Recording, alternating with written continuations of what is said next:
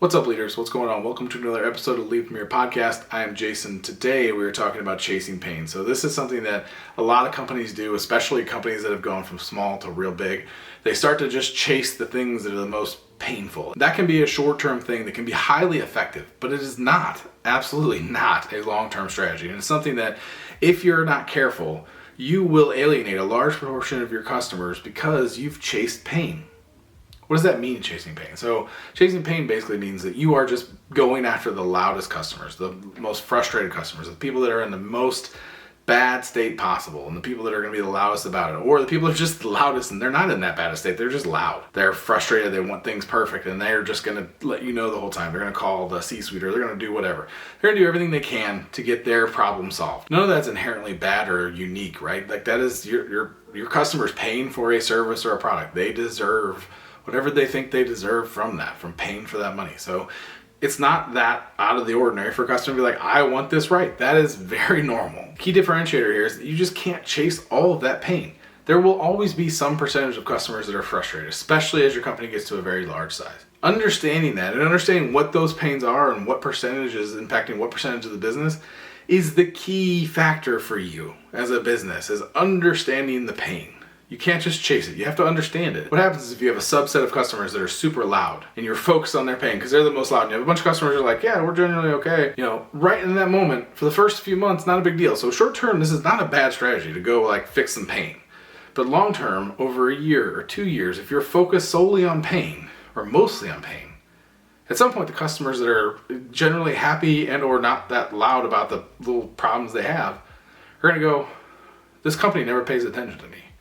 Why am I here? So that makes them immediately a risk for a competitor to come in and be like, they're not treating you right. We're going to treat you right. We're going to take care of you. Now you're in a situation where you're losing customers, losing good customers that are not loud, that understand that it takes time to do things. The strategy is not chasing the pain. The strategy is understanding the pain, understanding what segments that pain touches, and then understanding the things that you need to fix strategically now, and the things that you can put off for a while until the customer's like, listen, it's on the radar, we're going to deal with it, but we've got other things that are higher priority that we're dealing with here, and here. Whatever it is for your business, whatever it is for your specific segment of the business, you have to understand it. Chasing pain will not get you where you want to go. You have to be able to differentiate. Ignoring large sets of customers for a long, extended period of time can really hurt your business in the long run. It can decrease customer satisfaction. It can ultimately lead to a very sour taste for a lot of your customers. And that's not a spot you want to be in. You want to be in a spot of power. And a spot of power is, listen, we hear all of your pain. We're working on a plan to fix all of the pain we possibly can all the time. With that being said, we have a strategy, and these are our standards, and this is our standard response time, and your ticket is within this response time, which means it's going to take us a year to get to it, or 6 months to get to it, or 3 days to get to it, or whatever it is based on that severity of issue. If you set that standard and hold them to that, doesn't matter if they call the CEO and say, yo, we're mad. CEO's going to go, okay, cool, what's your ticket number? Okay, yeah, it's low priority. Looks like you submitted a week ago. Low priority means 3 to 6 months. So we'll get to it in the next 3 to 6 months. Appreciate you calling it out. We'll take a look. And that's the way that you set that standard, is you have from top to bottom have to say, listen, this is how we support our customers, is we have a strategy to get to all of you. It takes time. And if you want us to survive as a business, this is how we have to do it. If you're doing that, you're setting that standard, nobody's special in that situation, you are going to ultimately, in the long run, be able to take care of your customers, your people, and your business, your book of business as best as possible. People are going to bluff, people are going to bluster. Some people may even leave because of it. But those are the customers that you are okay with leaving. It doesn't matter what the dollar sign looks like. It does, obviously. People's bonuses and salaries are based on those numbers, but as long as you're being respectful and you're giving everybody the same treatment, as long as everybody gets the same amount of effectiveness out of the product for their people, then you're good. This topic might be a different shift, and people might kind of go, I disagree with that. And that you have to do what's right for your business, obviously. And it definitely depends on where your business is in the timeline. Early on, yeah, you're kind of just chasing pain.